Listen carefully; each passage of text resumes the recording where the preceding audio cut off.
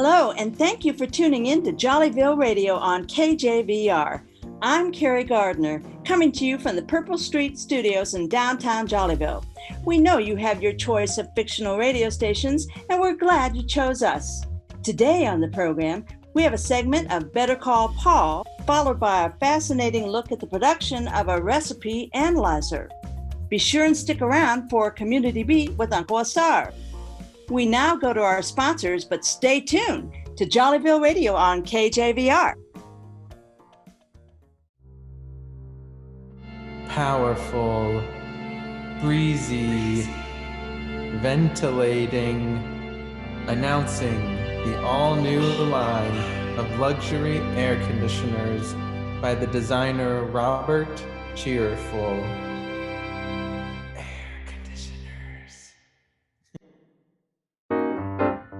Want to wow your friends and family with your spectacular newfound cooking skills? Need a little help preparing that all-important first meal for your new true love? Then Cordon Bluetooth is for you. For a low monthly fee, your Cordon Bluetooth subscription works directly with your home recipe analyzer to quickly find award-winning recipes matching your food analysis results. These aren't those generic chocolate chip cookie recipes anyone can find. Cordon Bluetooth has exclusive deals with highly rated professional chefs from around the world, so the recipes you get are truly a cut above the rest. Stop struggling with how long to beat those eggs and what temperature you need for baking that meringue. Order your Cordon Bluetooth service today.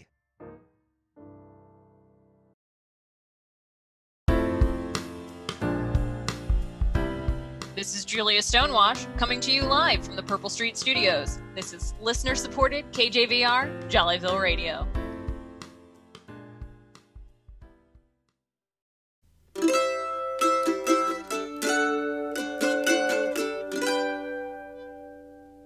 It's time for Better Call Paul, the handyman and relationship coach you can trust.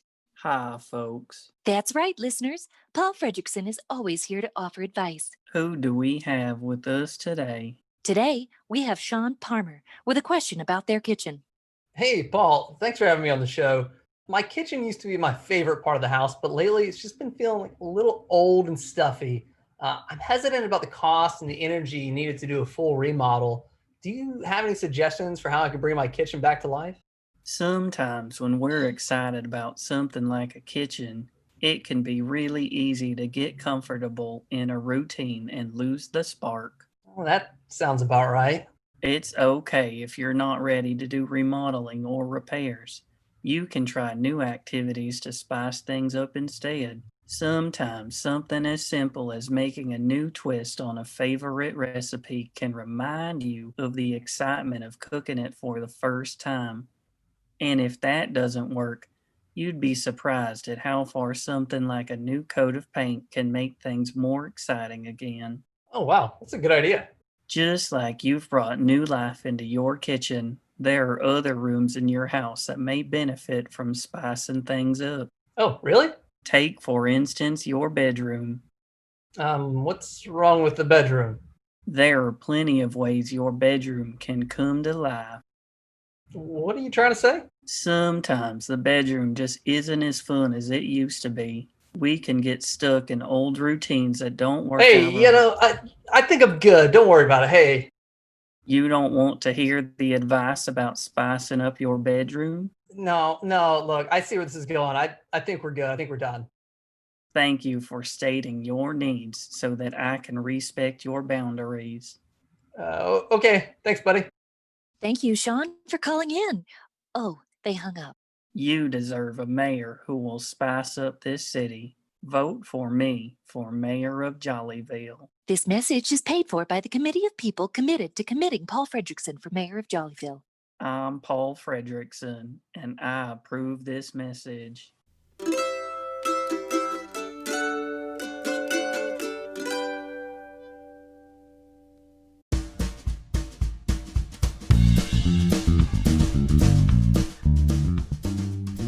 This is Bobby Varconis, the Casserole Casanova, and you're listening to KJVR, Jollyville Radio. This week on How Cool Stuff is Made, the Recipe Analyzer. Dramatic advances in miniaturization have made the Recipe Analyzer a must-have piece of kitchen equipment for serious chefs around the world, whether professional or amateur. The heart of the Recipe Analyzer is the crucible chamber, where food samples are rapidly vaporized. The chamber is made of two pieces of ultra-pure stainless steel which has been coated with a durable, proprietary, self-cleaning compound. Robotic arms hold the two halves of the chamber together in alignment with the discharge pipes and the fuel cell heating element, while another robot welds them all together. The discharge pipes pass the gases from the crucible chamber into the ultra-miniature mass spectrometer for comparison to signatures stored in the Reference Ingredient Comparison Engine, or RICE. Pipe unions are precisely tightened to a specific torque to ensure a permanent hermetic seal between the crucible and the rice. Once the rice is attached, it is connected to the manufacturer's main database for download of the analysis profiles that can be uniquely customized for each unit. The standard database option included with the base model Recipe Analyzer is capable of identifying up to 2,048 common ingredients, sufficient for the needs of most home cooking enthusiasts. The rice unit is capable of supporting additional cuisine packs, expanding the ingredient identification capacity up to a maximum of about 16 billion. Optional cuisine packs are purchased for extra cost when an order is placed for the Recipe Analyzer. Some examples of cuisine packs are Southern Fried, Southern Baked, Canadian Sweet Tooth, and Cheeses of the World. Every rice unit is also programmed with secret recipe templates that prevent ingredient disclosure when a matching sample is analyzed. Secret recipe templates are registered with the manufacturer for a one-time fee negotiated on a case-by-case basis. The earliest known registered secret recipe is for a certain award-winning double sausage Dutch oven lasagna. Once the rice is programmed, the access port is permanently disabled to prevent modification or reverse engineering, and the unit moves to the next assembly station where the morselizing intake funnel is attached on the top and the exhaust flame suppressor baffle is robotically welded to the bottom. A barcode is etched on the flame baffle so that each customized recipe analyzer can be easily tracked all the way to its final destination. At the final assembly station, the outer shell, including the combined control panel, wireless interface, and display, is attached. Ultrasonic welding fuses together the high-impact plastic shell to complete the durable toaster-sized unit. Since the integrated fuel cell provides power for the lifetime of the unit, final packaging is simplified by the absence of any cords or external connections. To maintain high-quality control, units are randomly selected from the final assembly station for thorough testing prior to packaging. Quality control food samples are provided by a nearby frozen meal manufacturer, conveniently serving the needs of both businesses. While the Recipe Analyzer gives an accurate accounting of the ingredients of any food item, this still leaves cooks in charge of how to prepare them.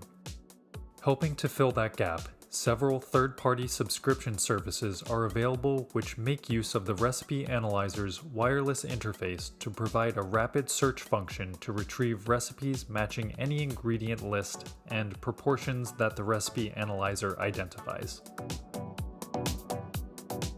Once just a wild science fiction idea, the miniature Recipe Analyzer has had a revolutionary impact on culinary arts everywhere. We hope that you've enjoyed learning about the Recipe Analyzer and that you are better able to make grandiose gustatory goodies. Until next time, this has been How Cool Stuff is Made, exclusively on KJVR, Jollyville Radio.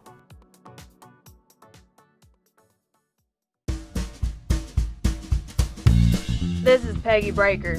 You're listening to KJVR.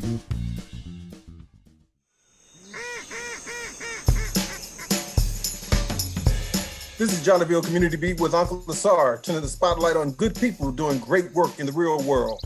Come on, folks, let's chat with Martha Fisk, Community and Digital Outreach Coordinator at the North Carolina Museum of Natural Sciences in downtown Raleigh, the largest natural history museum in the Southeast, boasting 7 floors of interactive exhibit spaces spanning 2 city blocks. Martha Fisk, welcome to Community Beat. Thank you so much for having me as part of your program today. I'm excited to be here. Excellent. Through community and digital outreach, Martha, you actually bring the museum to the public. Tell us about the interactive programming. Yes, so the community part of the programming is the part of programming that I do when I'm traveling in person out all around the state. So we do two parts. So when we can, in normal times, we traveled in person and I would bring live animals and specimens and I would present to a group of like 30 students in their class about a topic, like talking about snakes or dinosaurs or rocks and minerals. And I'd have objects that they could look at and pass around, and we ask questions and share stories. And then we connect and kind of do a similar thing virtually. And we use the green screen and we use pictures and video. And so the Museum of Natural Sciences provides science programming about all different kinds of topics. So we cover the ologies, is what we like to call them. So the biology, sciences, biological sciences. And then we also have paleontology programs that we share and present with schools and after-school programs and libraries and other community festivals. Tell us how your community outreach work reflects the mission of the museum to illuminate the natural world and inspire its conservation. So the programming that we provide is for learners of all ages. So we are presenting topics to classrooms related to what the students are learning, and then we are also presenting to families. So when we are with our participants, we are really just trying to spark that curiosity. We want everybody to be lifelong learners. We want them to know about the different wonders of the natural world that they can encounter on their own and encounter when they go to new places. And we want them to be excited about these things that they can encounter. And we also want to teach them how to ask questions and how to find their answers. So that's the root of all of the programs that we do. So it's a lot of fun because when you're sharing something that you're really excited about with everybody, you're helping them make connections from their own life experiences. And then you're hopefully leaving them with more questions when you're finished, because that's how you spark that love of learning and that curiosity for all the things that are around us that we share this world with. So it's a lot of fun. And one of my favorite parts of the job is really, the museum really is a community museum because it's free. So there's not that barrier of having to pay to get in. And then for the outreach programming, we're traveling to people where they live. And so that removes that travel barrier for farther away places. Mm-hmm. And we go and see little preschoolers all the way to senior citizens. So we're visiting everybody. So it really is a lot of fun. I've enjoyed it. Martha, the North Carolina Museum of Natural Sciences has been around quite some time. Would you share a little museum history with us? Sure. So the museum was started by 2 brothers, the Brimley brothers, and they were really interested in the natural sciences, and they believed in making the collections accessible to everyone. And so they started this museum in Raleigh to showcase all the really cool things that they were finding. To support the museum with charitable donations or volunteering, where can we find you on the web, Martha? So the museum's website is naturalsciences.org, and on the homepage, there is a Donate to Us Now tab that people can locate pretty quickly. And our Friends of the Museum organization provides the support to the museum to help us do additional programming free of charge and to help make the changes and updates to the museum's facilities that we need. The Friends of the Museum also helps us to provide the staffing so that we can provide more services for when you're on-site visiting and when we are traveling around in the community. And the donations can also help support our different animal ambassadors and the staffing that helps support our maintenance and care of those animals too. Give us that .org again. It's naturalsciences.org. Thank you for joining us, Martha Fisk, and we wish you the best of the best. Thank you so much. This has been Jollyville Community Beat with UncleASAR, and dig this. No one can do everything, but everyone can do something. Peace.